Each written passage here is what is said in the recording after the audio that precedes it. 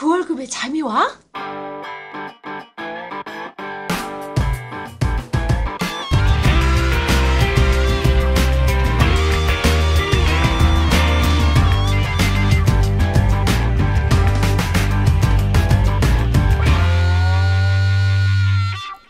안녕하세요. 그 월급에도 잠이 오게 하는 방송 머니스토리 TV 꼰대 김강주입니다.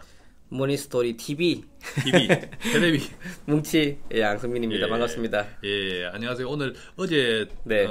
비가 조금 왔고 네네네. 비 온 뒤에 오히려 저 청량함이 있는 것 같아요. 그죠? 청량감.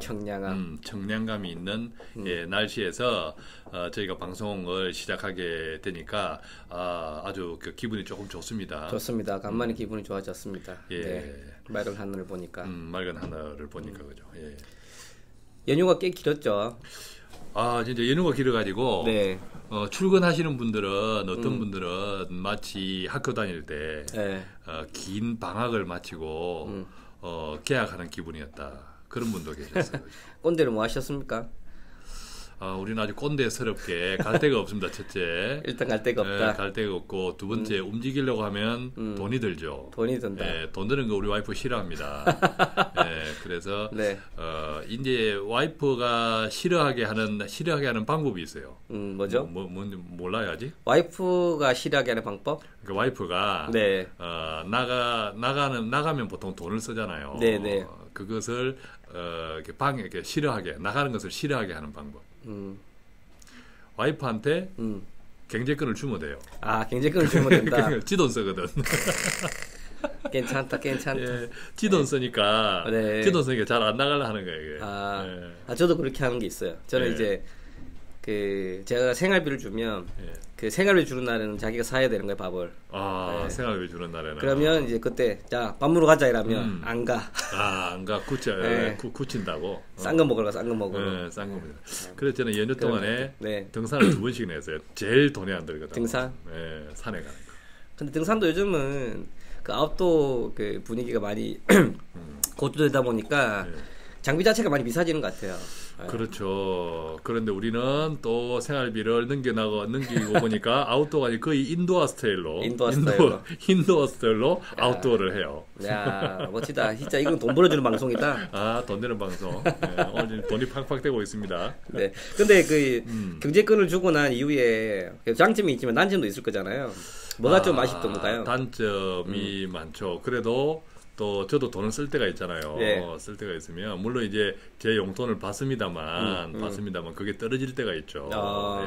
그럴 때 좀 이제 슬금슬금 좀 눈치가 보이죠. 즉 그때부터는 조금 정치를 해야 돼. 정치를 해야 돼. 예, 정치가 필요해. 그렇죠? 필요하구나. 그런 게 조금 단점이긴 한데 근데 그게 편해요. 살다 보니까 그게 편하더라고. 꼰대는 그 책 인쇄료가 들어오면 그러면 사모님한테 가시는 거네요? 아니면 이건 비자금인가? 그렇죠. 우리 와이프가 지금 이 방송을 잘 안 들어요.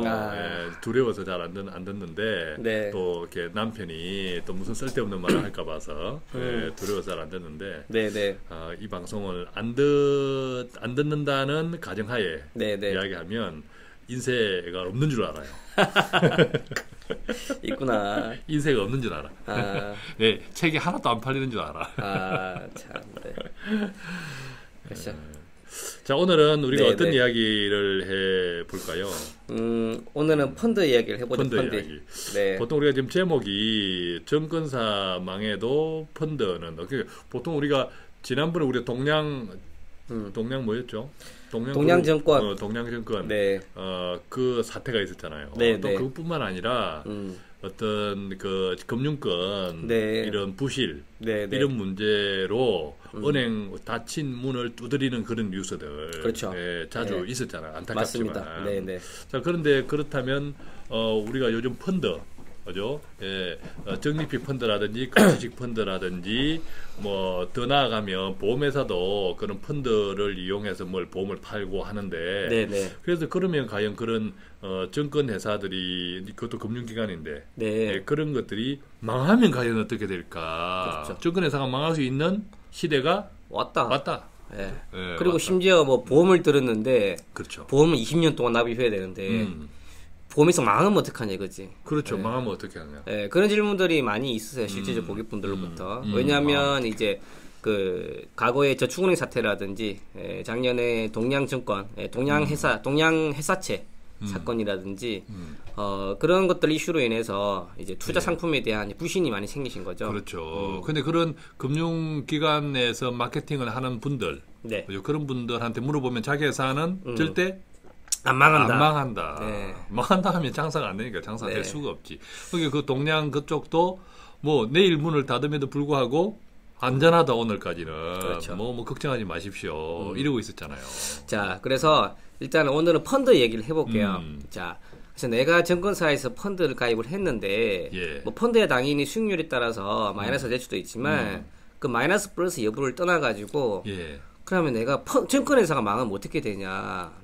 원금 손실 가능 내돈 떼이지 않냐 어차피 이거죠. 내 돈은 증권회사에 갔잖아. 그렇지. 그죠? 네. 증권회사로 갔잖아. 네, 그런 질문들이 많이 있으십니다. 예. 그래서 그거에 대한 답변을 드리려면 예. 일단은 이 펀드라는 게 어떤 구조로 인해서 운영이 되고 있는지 그에 대해서 우리가 알 필요가 있습니다. 자, 이 네. 세상의 우리나라의 모든 펀드는 예금자 보호가 된다 안 된다?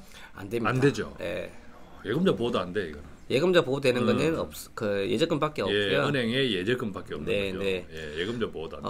근데 예금자 보호는 되지 않지만 예금자 보호가 될 만한 그 장치들을 이제 갖춰 놓는 거죠. 네, 그래서 그렇군요. 그런 장치들에 대해서 펀드의 운영 시스템에 대해서 저희가 말씀드리도록 하겠습니다. 아, 펀드가 그러니까 증권회사에 우리가 돈을 맡기고 그 증권회사가 운영을 해서 우리한테 돌려주는 이런 단순하지는 않는가 보죠, 그죠? 그렇죠. 네, 저희가 항상 강조하는 게 뭐냐면 모르면 두려워요. 모르면 두렵고 모르면 당한다. 그래서 두렵지 않으려면 알아야 된다, 그죠? 그래서 예. 펀드 구조에 대해서 간략하게 말씀을 좀 드려보겠습니다. 여기 일단 되게 좀 정리가 잘 돼 있는 걸 제가 한번 페이지를 한번 보여드리는 건데요. 되게 잘 돼 있어. 이 한 장으로 설명이 가능할 것 같습니다. 네네. 그렇죠. 그래서 보시면 이제 크게 펀드 관련된 운영 시스템은 세 가지 회사가 참여를 하게 되어 있습니다. 큰 틀에서 보면. 네, 큰 틀에서 보면 첫 번째는 판매회사. 그 펀드를 파는 회사. 네. 두 번째는 자산 운용사. 자산 운용사라고 하면 말 그대로 자산 운용하는 회사. 그러니까 돈을 운용하는 회사. 네. 예, 펀드 자체를 운용하는 회사. 네. 예. 세 번째는 수탁회사. 수탁을 네. 받는다는 거잖아요. 네. 뭘 받는다는 말이에요?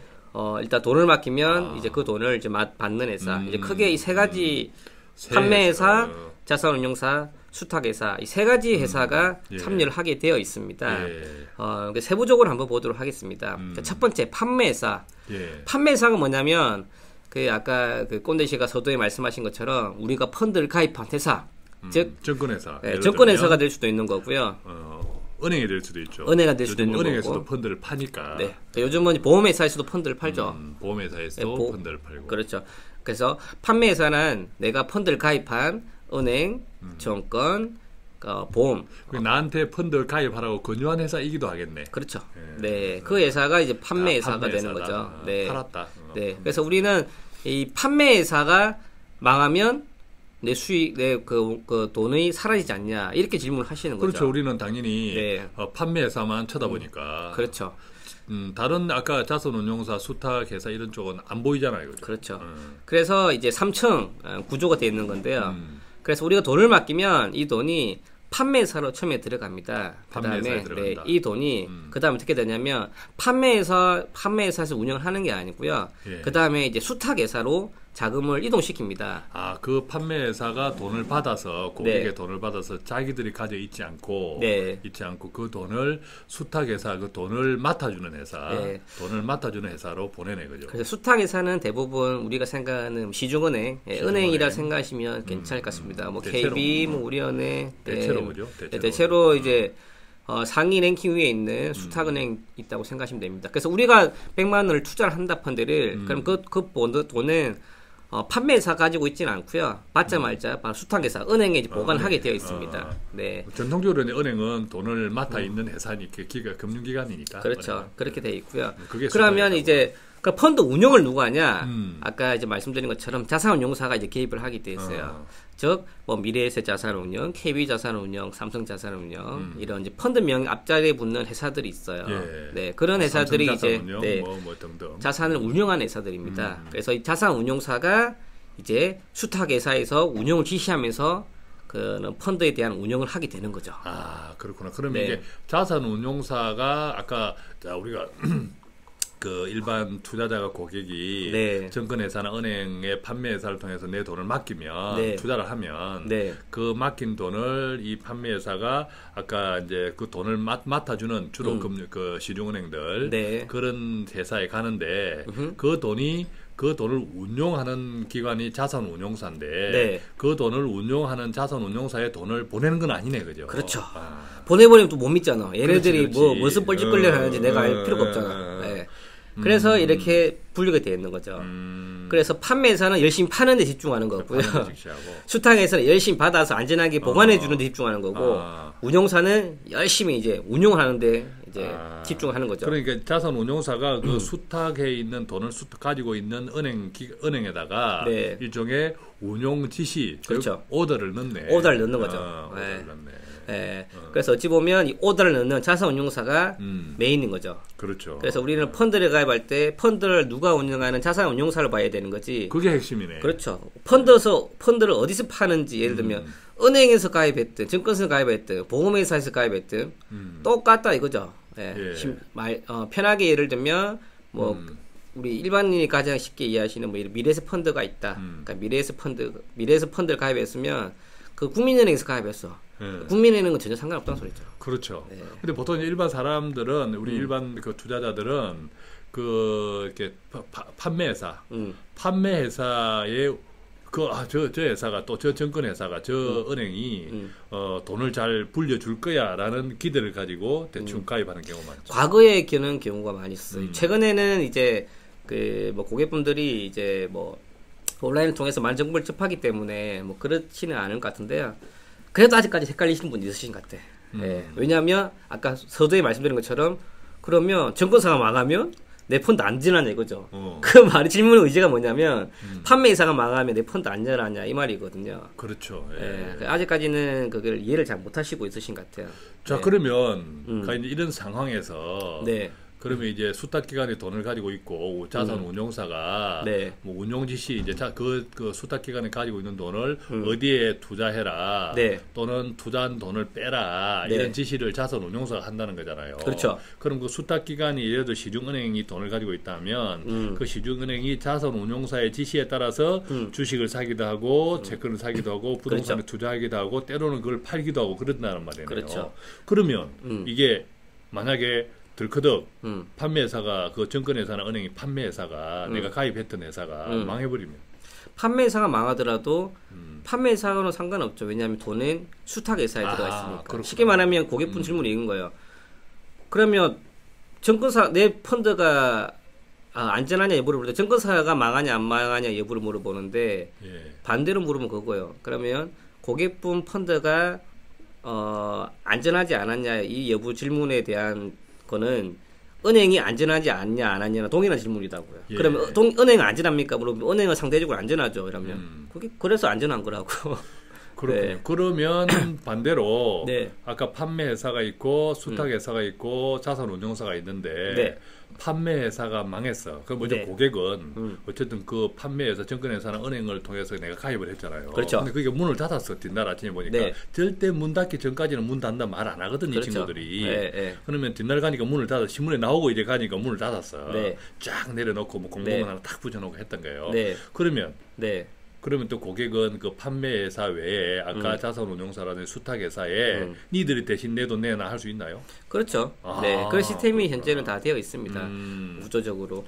그래서 작년에 동양 그 그룹채 회사채 사건이 터질 때 많은 분들이 그리고 또 동양증권은 상관 그렇게 판매를 잘못했을 뿐이지 그 회사채 손실 여부와 상관이 없거든요. 예. 근데 이제 동양그룹이 힘드니까 동양증권도 힘들어질 거다. 그러니까 대부분 사람들이 펀드를 한매했어요. 동양증권에서 가입한 펀드를. 그럴 필요는 없는 거죠. 그래서 이제 그런 부분들은 좀 과도한 우려이지 않느냐 이렇게 생각이 되고 있습니다. 그렇죠. 그게 참 그런 경우가 많죠. 그리고 정권사는 쉽게 안 망해요. 도미노 정권사는 쉽게 안 망하는 게 뭐냐면 대부분 M&A가 들어와서 다른 데가 인수를 하게 되어 있습니다. 통폐합이 되지 쉽게 망하지는 않습니다.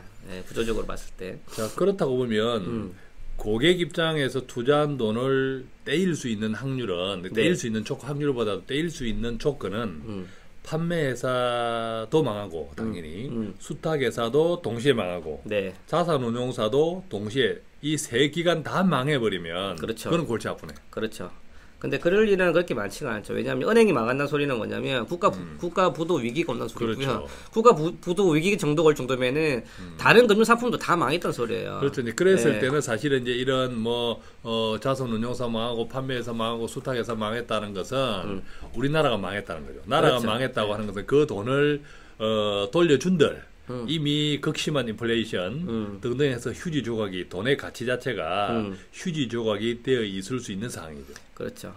어느 쪽에도 안전하지 못했다라는 거죠. 그렇죠. 그렇기 때문에 그럴 가능성에 대해서는 뭐 물론 전혀 없는 건 아니지만 거의 없다고 보셔도 괜찮을 것 같습니다. 그렇게 보면 이게 이제 우리가 은행의 예금자 보호법 예금공사 금융공사의 예금자 보호법에서 1인당 5천만 원이잖아요. 5천만 원인데 그거는 예를 들어서 뭐 이렇게 동양 그 사태처럼 예를 들면 그것은 또 예금자 보호가 안 돼 있는 상품도 그렇죠. 있었지만 만약에 예금자 보호가 되었다 하더라도 내가 1억을 투자했는데 5천만 원밖에 못 돌려 보장을 못 받잖아요. 그런 것에 비하면 펀드에 대한 어떤 이런 안전 장치는 더 확실하네. 그렇죠. 수익률만 빼고 나면 구조적으로 확실하게 돼 있는 거죠. 그러니까 중요한 거는 자산 운용을 얼마나 잘하냐 이게 포인트이기 때문에 그 자산 운용을 얼마나 잘하냐가 포인트. 그 운용사를 잘 선택하는 게 포인트인 거고요. 자 그렇기 때문에 우리는 이 3천 구조로 되어 있다. 즉 판매사, 수탁회사, 자산 운용사 있는데 그렇기 때문에 우리는 여기다가 돈을 주죠. 수수료를 내는 겁니다. 그래서 우리가 펀드를 가입하면 수수료를 뗄 때는 판매회사에서 내는 수수료, 즉 증권사나 은행에서 내는 수수료, 그다음 수탁회사에서 내는 수탁회사 비용, 보수 비용, 그리고 자산운용사에서 내는 운용 수수료 이런 것들이 다 합산되어 있겠네요. 그렇죠. 이 수수료가 다 합산되어 있습니다. 합산되어서 이걸 이제 총 보수, 그죠? 총 보수 속에 이제 조금 전에 우리 뭉치 씨가 증명한 대로 총 보수 속에 판매 보수, 수탁 보수, 운용 보수 이런 것들 또 기타 보수 뭐 이런 것들이 이제 나누어져 있다라는 거죠. 그래서 그런 그 구조에 따라서 보수 체계도 이렇게 다양하게 분산돼 있어서 우리가 그에 대한 지불을 하게 되어 있다. 근데 그러면 요즘에 이제 보험 상품들, 보험 회사들도 뭐 펀드에 투자한다. 이게 우리가 변액보험. 변액보험 거의 지금 뭐 웬만한 것은 변액보험이잖아요. 변액보험 체제인데 이 변액보험도 그 이제 펀드에 투자하는데 변액보험도 이런 스타일입니까? 이런 방식입니까? 또 비슷한 질문들 많이 해요. 그러니까 보험회사가 망하면 어떻게 되냐. 그렇죠. 변액보험 하고 있는데 이 20-30년을 보고 장기적으로 하는 건데 그런 질문이 많이 하시는데요. 똑같아요. 그 변액보험도 보시면 이제 일반 계정이 있고 특별 계정이 있어요. 이제 일반 계정이라는 거는 이제 보험사 고유 계정이기 때문에 이제 보험사가 관리하는 계정이고요. 관리하는 계정이고. 특별 계정은 개인마다 이제 말 그대로 그 보험사 내부 계정과 분리된 독립된 계정입니다. 그래서 그걸 특별 계정이라고 하고요. 그건 완전히 거의 펀드죠. 그렇죠. 그래서 특별 계정 이꼬로 펀드라 생각하시면 됩니다. 즉 특별 계정으로 투입되는 금액은 여기 그림에서 나와 있는 것처럼 조금 전에 설명한 것처럼 판매사, 수탁회사, 자산운용사로 동일하게 세 개로 분리돼서 운영이 되게 되어 있습니다. 그럴 때는 그냥 이제 보험회사도 그냥 아까 일반 펀드의 판매회사라고 동일시하게 보면 되겠네. 그렇죠. 다만 이제 구조적으로는 이게 일반 펀드하고 보험회사의 변액보험은 뭐 이게 보수를 떼는 방식이라든지 또 그 규모 그 보수의 비율이라든지 이런 것들은 좀 이제 좀 차이가 아무래도 보험 상품이니까 기본 보장에 들어갈 있을 수도 있고 그에 따라서 그죠. 그 차이입니다. 일반적으로 우리가 자산운용사 할 때 자산운용사 우리가 이제 뭐 어떤 증권회사나 은행을 통해서 펀드를 가입하면 대체로 우리 고객들도 그러잖아요. 펀드 가입한 게 있는 펀드 가입했습니다. 그게 무슨 펀드냐 하면 몰라요. 그렇죠, 모르죠. 무슨 펀드냐 하면 모르고 대체로 은행에서 가입했는데 국민은행 또 신한은행 어떤 이게 기업은행 이렇게 은행 이름을 이야기 주로 하거든요. 그 외에는 몰라요. 근데 그렇죠. 우리가 이제 자산운용사 이러면 조금 이제 그런 면에서는 생소하죠. 이제 좀 숨어 있는, 숨어 있다 보니까. 근데 대체로 보면 펀드 이름하고 자산운용사 이름이 같이 가는 경우가 많죠. 그렇죠. 예. 예, 뭐 펀드 앞에 제일 처음에 붙은 회사명이 자산운용사라 생각하시면 됩니다. 쉽게 말하면 뭐 KB 중소형 포커스다 이라면 KB 은행에서 파는 게 운영하는 게 아니라 아이고. 예, KB 자산운용에서 운영하는 겁니다. 그래서 판매사나 자산운용사 같은 그룹사기 때문에 이름이 동일시해서 동일하게 생각하시는 분 있는데 그 대체로 부분에 대해서 많더라고요. 대체로 펀드 이름하고 펀드 이름 끄트머리에 자산운용사 이래가지고 네. 그 같은 이름 자산운용사 같은 이름하고 펀드 이름이 같은 경우가 많더라고요. 네. 그래서 일단은 그 부분도 주의할 필요가 있고, 그래서 펀드 가입할 때는 자산운용사 중요할 필요가 있고요. 그 다음에 아까 그 꼰대 씨가 말씀하신 것처럼 변액보험을 말씀해 주시는데, 변액보험도 보시면, 내가 장기적으로 준비했는데, 뭐 삼성에서 가입을 했다, 아니면은 뭐 PC에서 가입을 했다, 뭐 메트라이프에 가입했다, 이런 거는 잘 알고 있으세요. 예, 그리고 국내 펀드, 해외 펀드를 몇 대 몇으로 가져가고 있다, 이건 잘 알아. 근데 중요한 거는 어디서 운영하는지, 자산운용사에 대해서는 정보를 모르고 계십니다. 예. 변액보험도 결국은 투자 상품이기 때문에 동일하게 펀드로 운영되기 때문에 아까 펀드가 자산운용사가 중요했듯이 변액보험도 자산운용사, 즉 어디가 운영하는지가 굉장히 그렇죠. 중요한 부분인데 펀드는 그나마 좀 이해를 하더라도 변액보험에 대해서 자산운용사가 어디 운영되지는지에 대한 정보를 아시는 분은 뭐 10명 중에 뭐 한 분 정도 알까 말까. 그런 분들은 참 거의 전문가 수준이에요. 보면. 그렇죠. 그죠? 전문가 수준인데 그렇게 꼼꼼하게 챙기는 분들도 간혹 계시는데 아까 우리 뭉치 씨 이야기한 대로 열에 한 명 정도. 열에 한 명 정도. 심지어 그 변액보험을 판매하는 그 설계사들도 모르는 경우가 많이 있습니다. 그렇죠. 매분들은 잘 알지만 어디에 투자되는 펀드가 어떻게 운영되는지에 대해서는 잘 모르는 경우가 있기 때문에 그래서 변액보험의 포인트도 자산운용사다. 또 보험회사들이 보면 이게 이제 변액보험의 자산을 운용하는 자산운용사들을 간혹 교체를 하잖아요. 그렇죠. 간혹 교체를 하는데 교체를 하는 이유나 또 교체된 이후에 교체되었던 어느 자산운용사에서 어느 자산운용사로 교체되었다는 정보를 고객한테 대부분 알려주지 않아요. 그렇죠. 그래서 이제 운영 보고서 이런 부분들을 세밀하게 볼 필요가 있고요. 그래서 중요한 거는 자산운용사가 어떤 운영 철학이 있는지가 중요한 건데 그래서 그 어떤 운용사가 좋은지에 대해서 간략하게 한번 말씀을 좀 드려볼게요. 그래서 뭐 크게 한 두세 가지 정도로 말씀드릴 수 있는데요. 일단 철학이 있어야 돼, 철학이. 철학이 있어야 돼. 철학과를 나와야 된단 말이에요.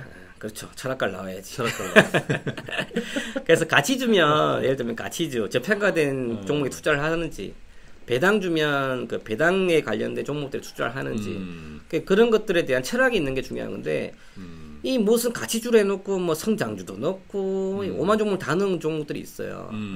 이게 뭐 티도 안 나. 이게 가치주인지 배당주인지. 그러니까 펀드 자기가 설정한 고유의 색깔을 그대로 지켜나가는 게 중요하다라는. 그렇죠. 그런 철학들이 있는 게 중요하고요. 뭐 대표적으로 가치 지향적인 회사는 뭐 한국밸류 자산운용이 될 수도 있고, 뭐 배당 지향적인 회사는 뭐 신영밸류 같은 회사가 될 수도 있고요. 보통 가치 중심의 이런 자산운용사들은 주로 이제 단어에 밸류라는 말을 많이 넣어요. 그렇죠. 그죠? 밸류, 가치라는 말도 넣기도 하고 밸류라는 말도 많이 넣기도 하고. 그래서 이제 운용사가 자기만의 철학을 가지고 있는지 그리고 성과가 좀 장기간 우수한지 쉽게 말하면 시장 상황이 지속적으로 움직이기 때문에 신이 아닌 이상 다 맞출 수가 없어요. 그리고 시장을 항상 이길 수는 없고요. 그렇죠. 그래서 일단은 뭐 1개월, 3개월 이 정도 기간이 아니라 길게 봤을 때 한 3년 정도 3년 이상 장기간에 걸쳐서 수익률이 뛰어난지 요즘은 인터넷에 이제 펀드 평가 미국 사이트가 많기 때문에요. 이제 3년 이상 수익률에 대해서 평가해주는 그런 기관들이 많이 있습니다. 그런데 가치주 펀드라 이러면 주로 가치 기업에 투자를 한다는 건데 네. 그러면 그들이 투자하는 기업 외에는 다 가치가 없는 기업들인가요? 그 저한테 물어보세요. 운용사가 알아서 하겠죠. 저는 운영 안 해요. 종목들의 선택 기준은 나름대로 있기 때문에 뭐 그 부분까지는 제가 뭐 타치를 하고 싶지는 않고요. 대체로 보면 이게 저는 이게 기분이 좋아지는데 우리 뭉치 씨가 이렇게 바로 이렇게 질문을 할 때 답을 못하는 경우도 있어. 물론 이제 알고는 있지만. 그게 뭐 기분 좋습니까? 기분이 좋죠. 우리 문치 씨가 답을 못하는 경우가 생기면 나는 너무 기분이 좋아요. 예, 꼰대가 이제 등장할 수 있다는 등장하고 싶어서 질문을 내는 거구나. 보통 그렇죠. 우리가 주식시장에서 실적이 좋다고 무조건 수익률이 좋은 건 아니잖아요. 그렇죠. 또 엄청 빚도 많고 뭐 그냥 적자가 났는데도 또 이렇게 먹는 주식이 있어. 수익률이 좋은 주식. 그죠? 그래서 가치주에 보통 이제 뭐 좀 비교되는 용어로 성장주라는 표현을 많이 쓰잖아요. 그죠? 이렇게 보면 덩치는 큰데 별로 이렇게 따지고 보면 별 그렇게 어떤 덩치에 비해서 좋은 수익도 못 내고 있음에도 불구하고 덩치가 크다는 이유 때문에 반대로 이야기하면 안정성이 있고 예, 그런 것들이 덩치가 크니까 또 시장을 주도하는 힘이 있고 그런 것들도 여전히 또 수익을 낼 수가 있는 거죠. 그렇죠. 그래서 그런 종목 선택 능력은 이제 맡겨야 되는 거죠. 그렇기 때문에 우리가 돈을 비용을 내는 거고. 근데 가치주는 대체로 보면 중소형들이 그래서 많죠. 네, 맞습니다. 아무래도 이제 실적이나 내용을 보면 좀 이제 가치가 있는데 아까 이제 덩치도 적고 그러다 보니까 이제 시장에서 영향력도 좀 적고 그런 등등 그런 것들을 좀 오래 보고 이제 발굴하는 가치주 펀드들 근데 대체로 조금 비싼 편이죠. 상대적으로 보면 절대적으로 그런 건 아니지만. 최근에는 좀 많이 오른 경우가 좀 있고요. 지금 외국인 시장 중심으로 많이 움직였다가 수수료. 수수료 말씀하시는 겁니까? 보수료는 근데 뭐 펀드마다 천차만별이기 때문에요. 가치형 펀드들은 대부분 이제 후치형. 처음에는 작게 되지만 나중에 많이 떼는 구조. 그런 이제 보수를 좀 많이 받는 경우가 좀 있습니다.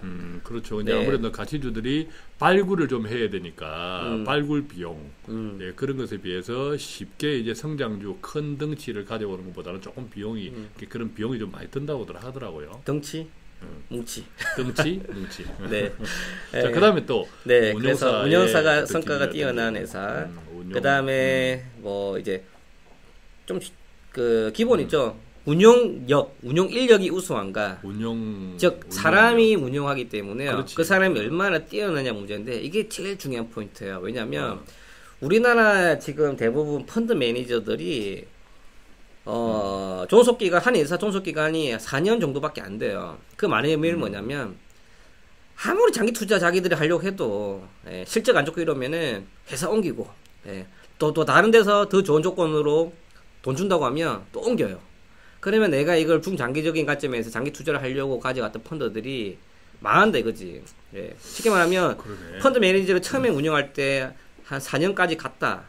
처음에 진입하신 분들 괜찮지만 펀드 매니저가 바뀌기 직전에 들어가신 분들도 있으시지 않습니까? 시점으로. 그렇죠. 그런 분들은 수익률이 굉장히 안 좋은 경우가 되게 많이 있습니다. 그 펀드 또 그 운용하는 매니저의 그 패턴, 그 색깔 그것에 동의해서 가입을 했는데 가입을 하고 나니까 이듬해에 그 매니저가 운용 인력이 바뀌어가 전혀 조금 색깔이 다른 사람으로 바뀌어가지고 엉뚱한 펀드로 변해버리는.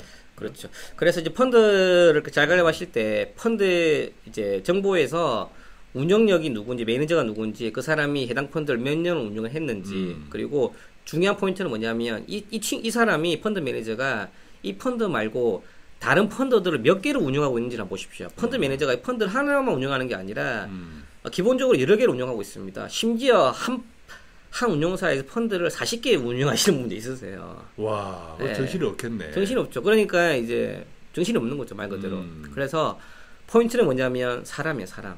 자, 그렇기 때문에 종합적으로 정리하자면 철학이 있는 사람, 장기간 운영을 잘하는 사람, 그리고 안 바뀐 사람.